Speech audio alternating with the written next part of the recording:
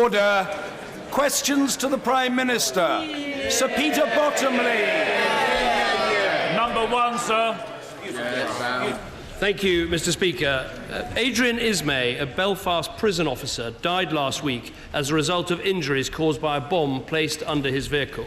A murder investigation is underway and one man has been charged in connection with this attack. But we should today offer our condolences to the family and friends of Mr. Isme. Mr. Speaker, let me also briefly update the House on the terrorist attacks yesterday in Brussels. Details are still emerging, but our understanding is that at least 34 people were killed and many others injured. Daesh claimed responsibility for these attacks, which follow the horrific suicide bombing they carried out in Istanbul on the 19th of March. We are aware of 4 British nationals who were injured in the attack, and we are concerned about 1 missing British national.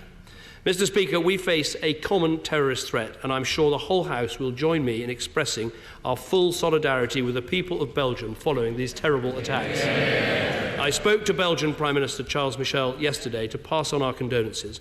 Our police and agencies are doing everything they can to support this investigation. In this country, we've increased police patrols and border screening. My right honourable friend, the Home Secretary, will be making a statement later, setting out all the steps we're taking. But, Mr. Speaker, Britain and Belgium share the same values of liberty and democracy. The terrorists want to destroy everything that our 2 countries stand for, but we will never let them. Mr. Speaker, this morning I had meetings with ministerial colleagues and others, and in addition to my duties in this House, I shall have further such meetings later today. Sir Peter Bottomley. Bombers, as everywhere and every time, aim for publicity, public reaction and disunity. Can we disappoint them by uniting for hope, not hate? Well, my honourable friend is absolutely right to say that. These people packed their explosives with nails in order to kill as many innocent people, women and children, as they possibly could. And we should unite in their condemnation, stand with the people and the government of Belgium and with all countries that are being afflicted by this appalling terrorist menace in this way, and say they shall never win. Jeremy Corbyn. Thank you, Mr. Speaker. Can I support the words just said by the member for Worthing and by the Prime Minister in solidarity with the people of Belgium and the victims of the horrific attacks that have taken place in Brussels and also in Ankara in the last few days. We pay respect and tribute to all their families and friends, and we pay enormous respect to the emergency services of all denominations for the huge work that they've done to try and save life. We must defend our security and values in the face of such terrorist outrages and refuse to be drawn into a cycle of violence and hatred. We take pride in our societies of diverse faiths, races and creeds, and will not allow those who seek to divide us to succeed. My right honourable friend, the member for Lee, will be responding on behalf of the Labour Party to the statement that the Home Secretary will be making at 12:30. Can I also join the Prime Minister, Mr. Speaker, in sending my deepest condolences to Mr. Isme's wife Sharon and his 3 daughters. The people of Northern Ireland made a profound choice to follow the path of peace when they widely adopted the Good Friday Agreement. The actions of an unrepresentative few should not be allowed to change the course supported by the overwhelming majority of people in Northern Ireland. Mr. Speaker, on a different subject altogether, last week I got a letter from Adrian. He wrote to me saying, "I'm disabled and live in constant fear of my benefits being reassessed and stopped and being forced onto the streets." Could the Prime Minister do what the Chancellor failed to do yesterday and apologise to those that went through such anguish and upset during the threat of cuts in their personal independence payments? Well, first of all, let me thank the right honourable gentleman for what he said both about the terrorist attacks in Belgium and also for what he said about Northern Ireland and the fact that we have achieved so much peace and progress in that valuable part of our United Kingdom. Turning to the issue of disability benefits, as I said in this House on Monday, when you are faced with having to take very many, very difficult decisions, including many spending reductions, as we were after becoming the government in 2010, you do not always get every decision right. I'm the first to accept that, to admit that, and on every occasion that happens, it's very important you learn the lessons. But as we do so, we will continue to increase spending on disability benefits, which will be £46 billion, more than £46 billion a year by the end of this Parliament, compared to £42 billion when I became the Prime Minister. Mr. Speaker, government figures published only this morning show the number of people with disabilities and homeless is now up by 39% since 2010. 300,000 more disabled people are living in absolute poverty. That's why people like Adrian are very worried. There has been big disarray in the Cabinet over the last few days. So can the Prime Minister now absolutely categorically rule out any further cuts to welfare spending in the lifetime of this Parliament? Simply yes or no. Well, let me respond to all the points he just made. I mean, first of all, he talked about the number of people in poverty. We've actually seen poverty fall over this Parliament. The second thing he referred to is the regrettable rise in homelessness, with figures out today, but homelessness is still 58% below the peak that it reached under Labour. I think that is important. Now, he talks about the number of disabled people, and this is a government committed to supporting the disabled, but it is worth making the point that in the last 2 years there are extra 293,000 disabled people who've got into work. And we want to continue, as we've set out in our manifesto, to close that disability gap. Now, as for the question about further welfare reductions, let me repeat the statement that the new Welfare Secretary made on Monday, the Chancellor made on Tuesday, and happy to make again. I dealt with these issues on Monday. I mean, if he doesn't ask the questions, he can't exactly... I turned up and gave the answers, even though he hadn't given the questions. But we're very clear, we are not planning additional welfare savings other than the ones that we set out in our manifesto and that are in train. Corbyn. Mr. Speaker, my question was actually about the poverty of people with disabilities, which the Prime Minister did not answer. In his failure to explain how he would fill the hole in his budget left by the change of heart on PIP, the Chancellor said, and I quote, "We can absorb such changes." If it's so easy to absorb changes of this nature, why did the Chancellor and the Prime Minister ever announce it in the first place? Will he now listen and learn and withdraw the £30 per week cut to disabled ESA claimants, which his government is pursuing? The changes to employment and support allowance have been through both Houses of Parliament, and it is important to note that employment and support allowance for the most disabled, that is the support group, are up by almost £650 a year under this government. We've increased the higher rate of attendance allowance, we've increased carers allowance, we've increased the enhanced rate of PIP, because we believe a strong economy should support the most disabled people in our country, and that's exactly what we've legislated to do. Now, if the Right Honourable Gentleman wants to get on to discussing black holes, I say bring on the argument, because we inherited an 11% budget deficit from the Labour Party. And under this team of ministers and this Chancellor of the Exchequer, we have cut that deficit by 2/3 since we became the government. From Labour, all we've had is more proposals for more spending, more welfare, more taxes, more debt. All of the things that got us into the biggest mess with the biggest black hole in the first place. Mr. Speaker, if it's all so fine and dandy, then the question has to be asked, why did the member for Chingford feel it necessary to resign as Work and Pensions Secretary, complaining that the cuts being announced were to fit arbitrary fiscal targets? He said they were distinctly political rather than in the national economic interests. In the initial announcement, he proposed cuts in PIPs, then changed his mind. Isn't the honourable member for Chingford right when he says this was a political decision rather than one made in the interests of people in this country? I believe that after 7 or 8 years of economic growth, it is right to be targeting a surplus, because a responsible government puts aside money for a rainy day. I don't want to be part of a government that doesn't have the courage to pay off our debts and leaves them instead to our children and grandchildren. And that is the truth. What is dressed up as compassion from the party opposite just means putting off difficult decisions and asking our children to pay the debts we weren't prepared to pay ourselves. I don't know why I don't know why the shadow leader of the House is shouting at me. Mr. Speaker, we've got a very interesting document today. We've got the spreadsheet of which Labour MP is on which side. The honourable lady is shouting, but it says here, no, she's neutral but not hostile. That's right. Now, the Chief Whip, on the other hand, the Chief Whip is being a bit quiet. Look, there are 5 categories, Mr. Speaker. But look, no.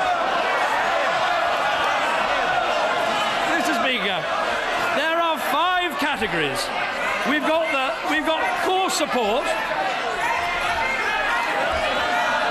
I've got all day, Mr. Speaker. We've got core support. I think you can include me in that lot very, very strongly. We've got core plus. The Chief Whip's being a bit quiet because she's in hostile. Mr. Speaker, I thought I had problems.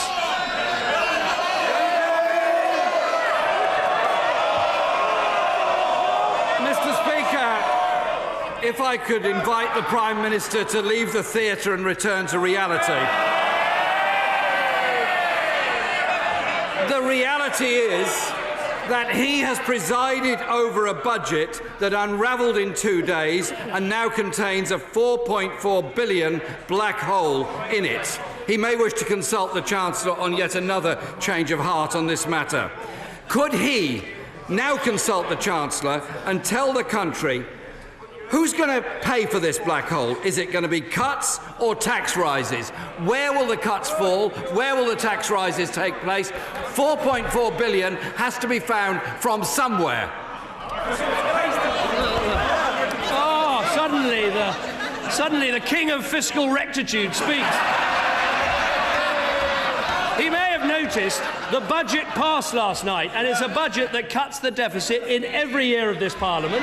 It's a budget that delivers a surplus by the end of this Parliament, and none of that is going to change. He talks about this budget. I'll tell him, look, hold on. Look, the hostile, you shout, hostile shout, that's right. But neutral but not hostile, you have to be quiet, I think. Oh, hold on, no.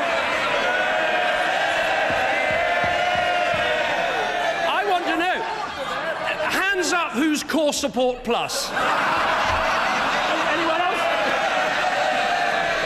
I'll tell you what this budget did. It took 1 million people out of income tax. It saw more money for our schools. It helped the poorest people in our country to save. It cut taxes for small businesses. It cut taxes for the self-employed. It made our economy stronger. It made our country fairer. And it's a budget that will help this country do better.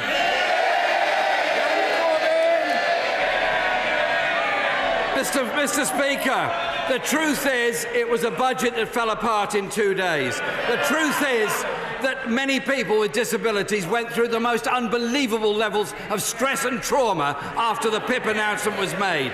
There are many people who are still going through stress and trauma in our society. There are still... I'm not sure that those members... I'm not sure, Mr. Speaker, those members opposite that are shouting so loudly at the moment have any idea what it is like to try and balance a budget at home when you don't have enough money coming in, the rent is going up, and the children need clothes. Order! There's too much shouting on both sides of the House. Stop it. The public are bored stiff by it. The Honourable Gentleman, Right Honourable Gentleman will finish his question, will have an answer, but no shouting from members of any grouping. That's the message. Budget has to mean something for everybody in our society, however poor and however precarious their lives actually are. This budget downgraded growth, downgraded wage growth, downgraded investment. The Chancellor's failed on debt targets, failed on deficit targets, as the official figures have shown. The fiscal rule is quite simply failing. The Treasury Select Committee scrutinised the government's fiscal rule. They couldn't find any credible economist who backed it. Can the Prime Minister find anybody that backs a budget and a policy that is a budget with a big hole in it and downgrades every single forecast that they set themselves before the budget was made? Well, it's just a bit late because the budget passed through this House with large majorities on every single vote. Let me remind him, this is a government that is spending more on the disabled than in any year under the last Labour government. We are spending more on the most disabled, including the most disabled children in our country. We've got more disabled people into work than ever happened under Labour. And what we see with this budget is the background of an economy that is growing, employment at a record high, investment that is rising, businesses that are creating jobs in Britain that is the envy of other European economies. And it's because we've got a strong economy that we're able to provide this support. That is what you can see, Britain getting stronger and the Labour Party a threat to the economic security of every family in our country. Thank you, Mr. Speaker. I'm sure the Prime Minister is as appalled as I am that incidents of anti-Semitism are on the rise. Does my right honourable friend agree with me that all organisations, public and private, should root out anti-Semitism without hesitation? I completely agree with my honourable friend. And anti-Semitism is an absolute cancer in our societies, and we should know that when it grows, it is the signal of many even worse things happening to ethnic groups and different groups all over our country. There is, sadly, a growth of anti-Semitism in our country, and we see it in terms of attacks on Jewish people and Jewish students, and it absolutely has to be stamped out. We should all of us, whatever organisation we're responsible for, make sure that happens. And I have to say, we do see a growth in support for segregation and indeed for anti-Semitism in part of the Labour Party, and I'd say to the leader opposite, it's his party and he should sort it out.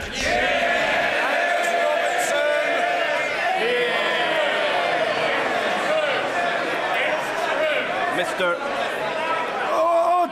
Order.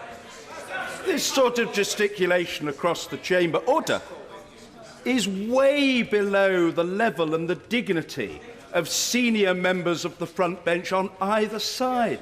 Terribly tedious. Cut it out. Angus Robertson. Mr. Speaker, when terrorists attack Brussels or Paris or London or Glasgow, we are as one in our condemnation of these atrocities, as we equally condemn the killings of Yazidis, of Kurds, of Syrians and Iraqis by Daesh and other extremists. We owe a huge debt of gratitude to those who work here and abroad to protect us in the face of the ongoing terrorist threat. So will the Prime Minister confirm that absolutely everything is being done to help the Belgian authorities and the people of Belgium in the wake of the Brussels attacks?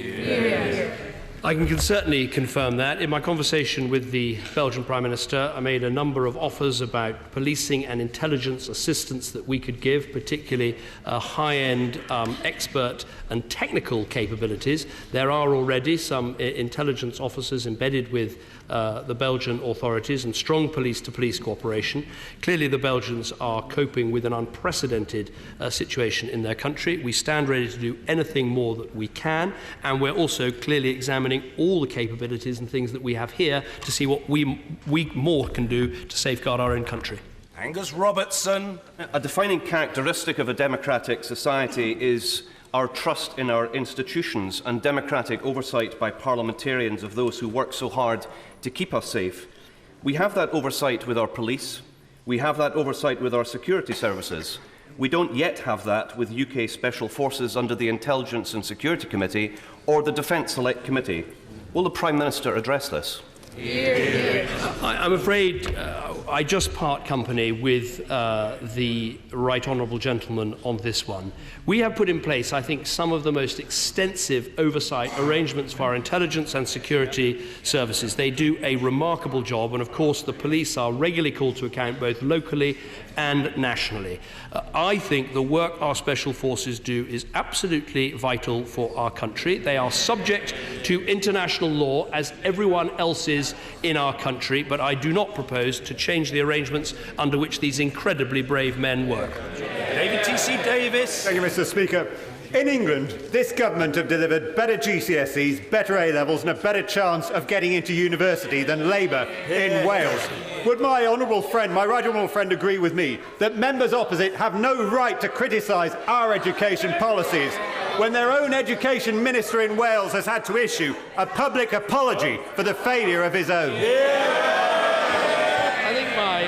honourable friend makes an important point that what we've seen in England, and we should praise the teachers who've worked so hard to deliver these results, but it's the result of rigour in standards, independence in our schools and accountability for results. And when we look at Wales, we don't see those things in place. And so I would urge the Welsh Assembly Government and urge Welsh people, when they've got a choice at these coming elections, to make sure they vote for parties that put education reform, education standards, education rigour and education accountability first. Mr. Alistair Carmichael. Thank you, Mr. Speaker.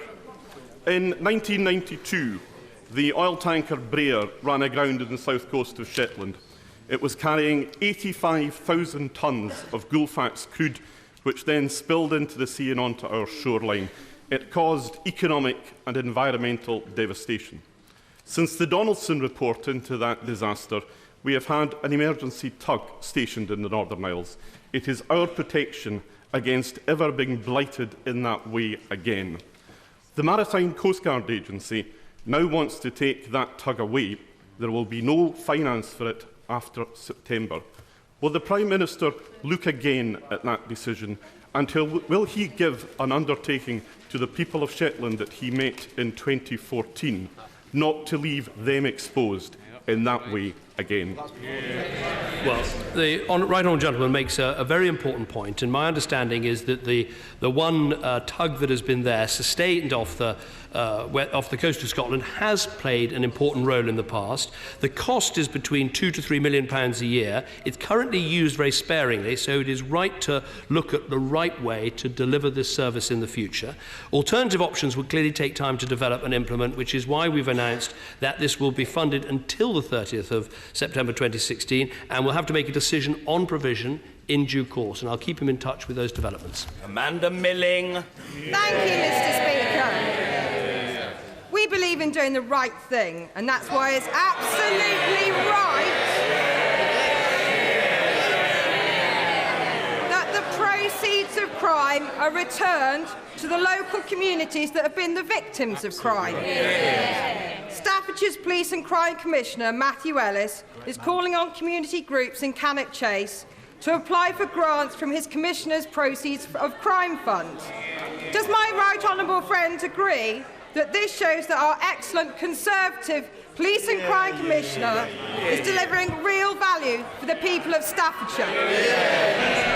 I think my honourable friend makes an important point. I think police and crime commissioners really now have bedded in properly as a means of bringing our police to account. I think the Home Affairs Select Committee and All-Party Committee reported recently that they provided greater clarity of leadership for policing and are increasingly recognised by the public as accountable for the strategic direction of their police force. I think that's an important reform, and when they bring forward ideas like using the proceeds of crime in the way that she suggests, they should be rewarded at the ballot box. Stuart Blair Donaldson. Thank you, Mr. Speaker. The list of government ministers and advisers who have resigned after the Prime Minister has expressed his full confidence in them is extensive. So can I ask the Prime Minister, does he still have full confidence in the Chancellor? Of course, and I'll tell you why. Because he's the one working as part of a team that has delivered the fastest growing economy in the G7, 2.4 million more people in work, inflation that is virtually zero, wages that are growing, an economy that's getting stronger. Mr. Peter Bone. Thank you, Mr. Speaker. The House of Commons Library confirms that this year our net contribution to the EU will increase by over £2.6 billion. I think it is actually £2,627 million. Prime Minister, should that money be spent supporting people in Bulgaria and Romania, or should it be spent in this country supporting our vulnerable and disabled people? What I'd say to my honourable friend is our net contribution to the EU accounts for about just over 1 penny in every pound that is paid in taxes. And so as we enter this vital debate, we have to work out whether we believe that that sort of investment, 1 penny out of every pound, is worth the jobs and the investment and the growth and the security and the safety and the solidarity that we get through working with our partners. Now, I will be on the side saying that I think that it is, and he's clearly going to be on the side saying that he thinks that it isn't. But we should have a polite and reasonable debate as we go about this. What I would would say, and I'm sure which he will welcome, is we have, of course, limited our contributions to the EU budget because we've set an overall EU budget which is falling over the next 6 years. Now, the reason why our contributions vary is part of it is generated determining to the success of your economy. And returning to the questions I've just been asking, because our economy has been growing faster than others in Europe, we've been making a slightly larger contribution than we otherwise would be. Thank you, Mr. Speaker. My constituent, Susan Sutovic, suffered not only the death of her son, but the unexplained circumstances in which this occurred has meant a 12-year battle with the authorities in Belgrade, where this happened in 2004. The UK coroner has now ruled this as murder. So would the Prime Minister or Foreign Secretary meet with the family and do what can be done to get a proper investigation to resolve the question marks that remain and achieve justice for Peter? Well, I'm not aware of the case the Honourable Lady mentions, but obviously it is important that her constituent gets proper resolution of this matter, and I'll make sure she has a meeting with Foreign Office ministers to discuss it. Michael Tomlinson. Thank you, Mr. Speaker. Mr. Speaker, JP Morgan Chase, Sunseeker, Cobham, Lush and many other local businesses are supporting the inaugural Mid-Dorset and North Pool Apprenticeships and Jobs Fair.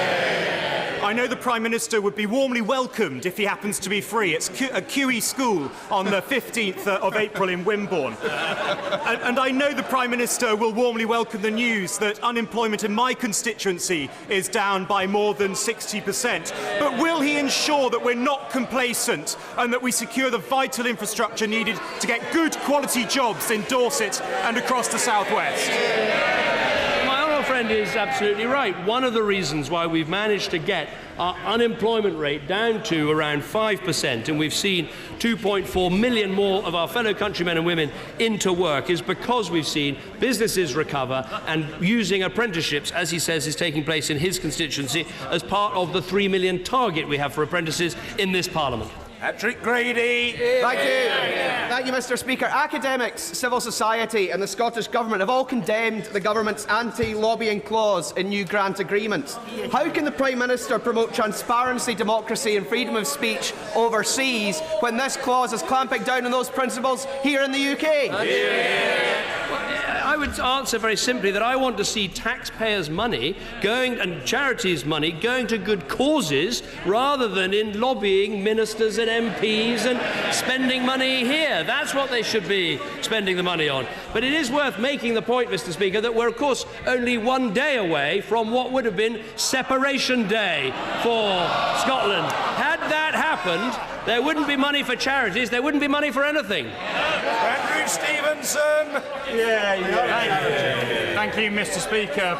Pubs are the beating heart of many communities across the UK. Will the Prime Minister join me in welcoming the support given to our pubs in successive budgets? Join me for a duty frozen pint in the Crown Hotel in Colne and tell the House what more he can do to support this vital part of our economy. And I thank my honourable friend for his kind invitation. I think we've seen in budget after budget this government supporting the pub industry as such an important part of our economy and such an important part particularly of rural communities. I can make one announcement today, which is that subject to the usual conditions, we'll be extending pub opening hours on the 10th and 11th of June this year to mark Her Majesty's the Queen's 90th birthday. I'm sure that will be welcomed right across the House. Richard Arkland. Thank you, Mr. Speaker. If you compare my constituency to the constituency of the Prime Minister and the Chancellor, you find I have 4 times the numbers of youths unemployed, more than double the disabled claimant count and an average weekly wage of 20% less. Are these the reasons that the Prime Minister and Chancellor never understood, never had the compassion to realise that the disabled cuts were so obviously wrong when everybody else did? And I give him one further opportunity. Will he apologise to my constituents who have been scared witless over the past week? Well, obviously there remain challenges in his constituency, but the claimant count is down by 16% in the last year alone. The claimant count has fallen by 50% since 2010, and the youth claimant count that he specifically mentioned, that has fallen by 12% in the last year.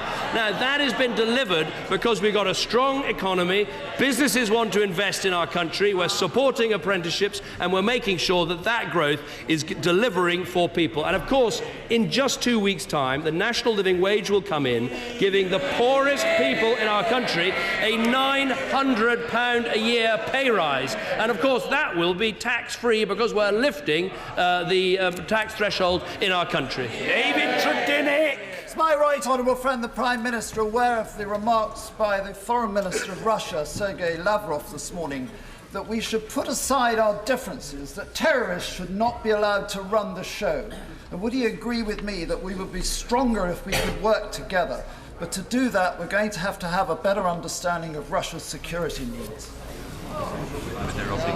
Well, what I would say is, of course, we want to work with everyone we can to combat terrorism, but when it comes particularly to what is happening in Syria, it is vitally important that the Russians stop any attacks and do not restart any attacks against moderate Sunnis, moderate Syrian opposition, which clearly have to form a part of that country. You cannot, in the end, defeat terrorism simply through uses of guns and missiles. You defeat terrorism through governance and good working democracies, because in that way people can see their own interests being represented by the countries in which they live.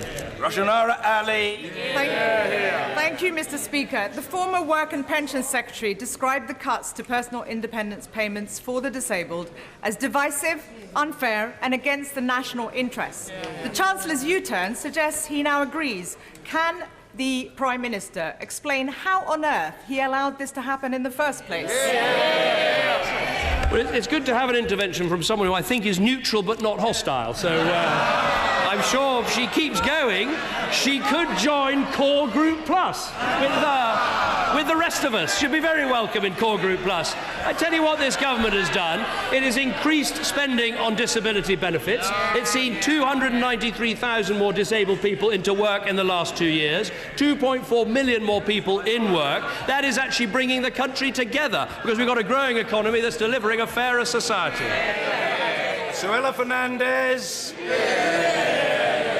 My right honourable friend will have seen the recent OECD report on literacy and numeracy in England.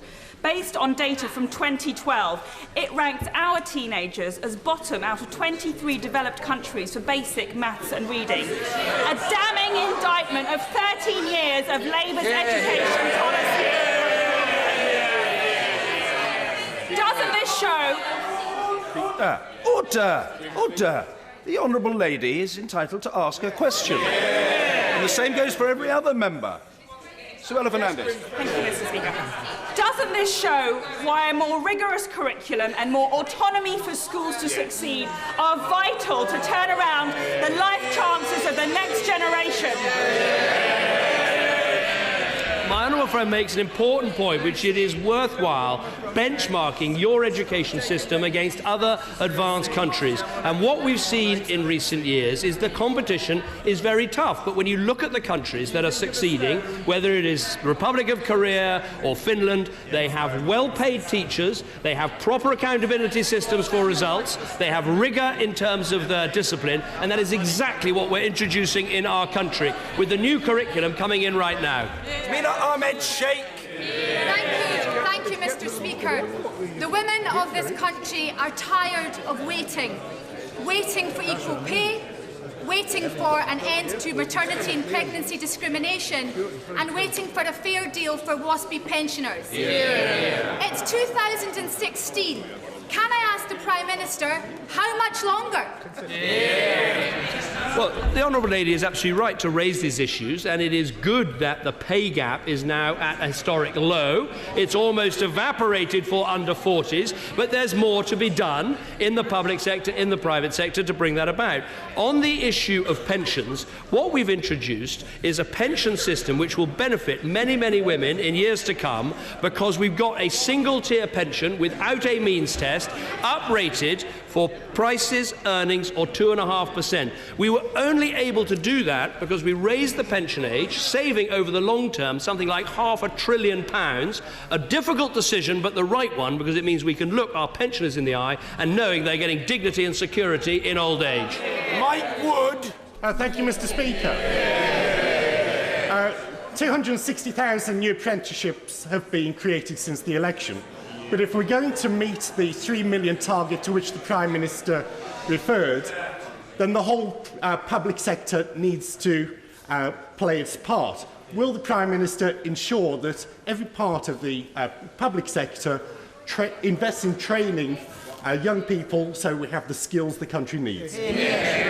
My honourable friend is absolutely right to raise this. It is a very stretching target, getting 3 million apprentices trained in this Parliament. What we're going to have to see is those large companies that have really put their shoulder to the wheel on this agenda to continue to do so. But there are two sectors where we need to do better. One is in the public sector, where we need more public sector organisations to get behind apprenticeships. And also we need to make it simple and attractive for small businesses to start training apprentices again. That is absolutely what my right honourable friend, the member for Grantham, is doing with the skills agenda, and we all need to work very hard to deliver this by the end of the Parliament. Douglas Carswell. If the United Kingdom votes to leave the European Union in June, does the Prime Minister believe that the EU institutions will respond vindictively? To you, It's a very difficult question to answer. I think that if we were to vote to leave, I don't think we should be naive about believing that other countries would automatically cut us some sort of sweetheart deal. I think if you just take one industry as an example, take farming. We know our farmers now know they have duty-free, quota-free, tax-free access to a market of 500 million people. Were we to leave, can we really guarantee that French farmers or Italian farmers or Spanish farmers wouldn't put pressure on their governments to give us a less good deal? I don't think we can, and that's one of the many reasons I think we are safer, more secure and better off in a reformed European Union. John Stevenson.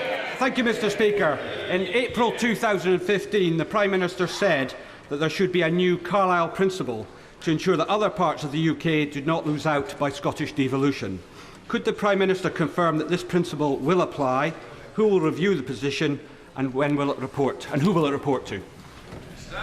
My honourable friend is absolutely right, and I think this is important, particularly for constituencies like his, very close to the border, to make sure that decisions that are made quite sensibly and rightly by devolved parliaments and assemblies don't disadvantage the rest of the United Kingdom. That was the principle set out, and the Chancellor is going to will report regularly on that as he updates the House on his fiscal plans.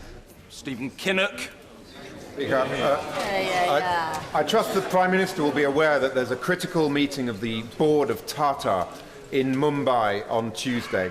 I'll be flying out to Mumbai with the General Secretary of Community Union to make the case for British Steel. That meeting will be deciding on the future of the Port Talbot Steelworks in my constituency. Will the Prime Minister join me in exhorting Tata to stand with that plan and to secure the future of the Port Talbot Steelworks? I absolutely give him my backing on that. A team of ministers met yesterday to discuss all of the things that we can do to get behind the steel industry at this vital time. It's an extremely difficult market situation with the massive global overcapacity and the huge fall in steel prices. But the areas where we've taken action already and will continue to look at what more we can do, and that is state aid compensation so we can secure the energy costs, greater flexibility over EU emissions regulations. We've done a huge amount in terms of public procurement, which I think can make a big difference to our steel industries.